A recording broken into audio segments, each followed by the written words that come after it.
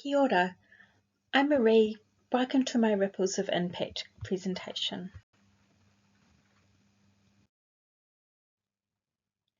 This is my first year of study towards the postgraduate diploma in specialist teaching with an endorsement in early intervention. I've been a kindergarten teacher for most of my career. Early on in my career, I realised that more than anything else, I wanted to ensure tamariki felt seen, accepted, valued and loved. Ever since, nurturing children's well-being has been the purpose that has guided my practice. Completing a Master of Child Play Therapy in 2020 and then practicing as a play therapist focused and deepened my ability to work in line with this purpose. Unfortunately, working as a play therapist became unsustainable. However, I got to experience a short fixed-term early intervention teacher role. I enjoyed this work, it aligned with my purpose, and it enabled me to make use of much of the knowledge and skills I gained from my play therapy experience. I hope to be an early intervention teacher again one day. In the meantime, I'm enjoying teaching kindergarten once again and bringing my play therapy experience and specialist teaching learning to my practice.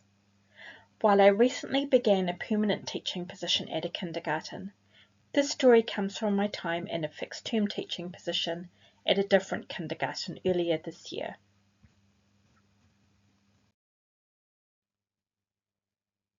This presentation focuses on the He Pikorua and Te Tuapapa module.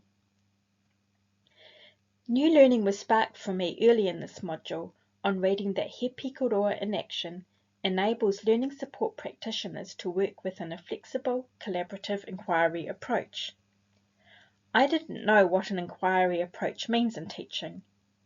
In looking into this, I came across Teaching as Inquiry for ECE Settings, a resource from the Education Hub. This resource describes Timperley, Kaiser and Halbert's spiral of inquiry and how the 6 phases of the spiral can be implemented in early childhood education. As I read through this resource, I saw how He Pikorua embodies an inquiry approach. For example, the Education Hub talks about making changes informed by evidence, and being evidence-informed is one of the principles of He Pikorua. Another example is how some of the phases in Timperley et al.'s spiral link closely to phases in He Pikorua in action. For instance, checking links to whai whakaaro, reflect together, as these are phases where the efficacy of our actions and the outcomes for mokopuna are reflected on and evaluated.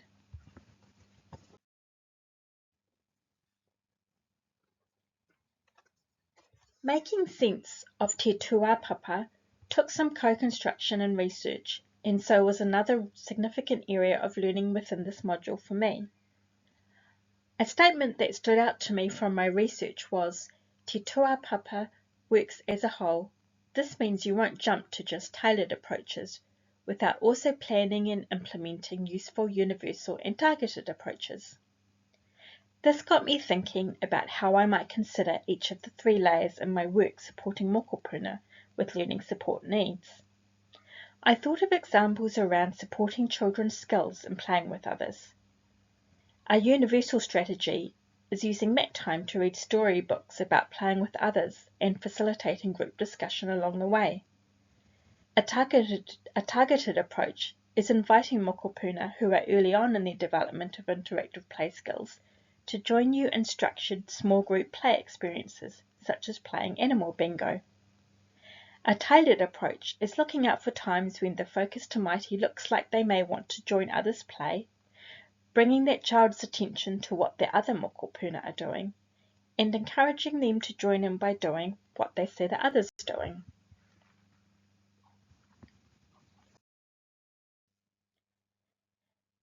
I applied my learning from this module by leading the teaching team through the He Pikorua in Action spiral to develop and implement an individual plan for a tamaiti.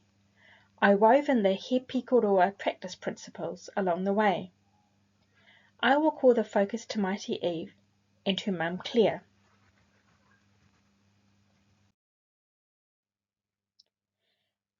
In starting by thinking about the beginning point on the He Pikorua spiral, whakawhanaungatanga, Kaiako recognised that Claire had developed trust in each of us. This was evident by her having initiated meaningful conversations with each teacher individually about how things were going for Eve at home and at kindergarten. This ecological approach, considering Eve's experiences at both home and kindergarten, continued throughout the mahi described in this story. At the next step, kohi, gathering information, we each shared our own observations and what Claire had shared with us. A few key points from this information gathering were: at home, Eve had almost completely stopped talking to Dad, and now interacted almost exclusively with Mum. She experienced strong and frequent dysregulation at home. At kindergarten, her use of spoken language was minimal. She mostly stayed indoors and stuck to painting and drawing activities. She didn't like other tamariki working near her. She was eating very little at home and at kindergarten.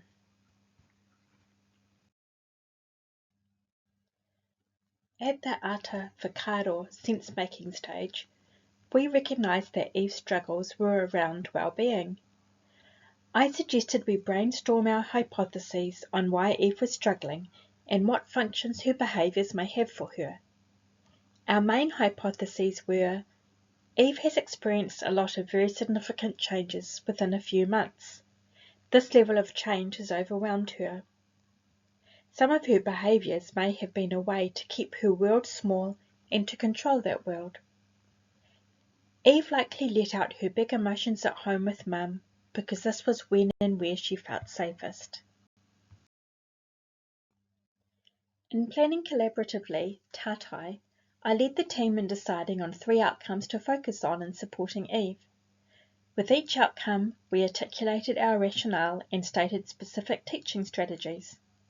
To summarise, the first outcome was for Eve to experience strengthened relationships with Kaiako.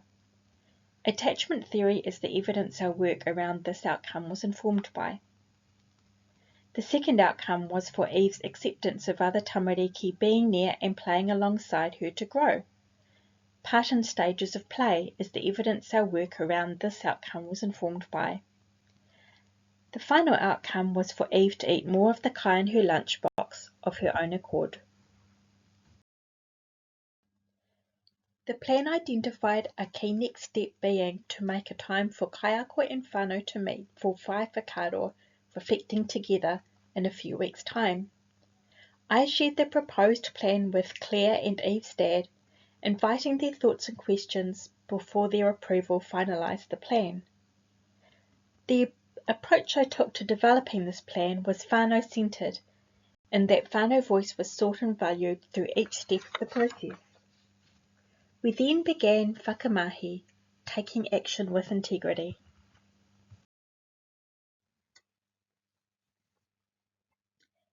This work, implementing He Pikorua, had impact for Kaiako, for Eve, and for her whānau.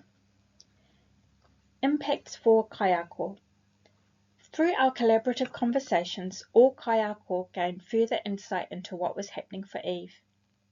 Kaiako, including myself, were intentional in implementing the planned strategies.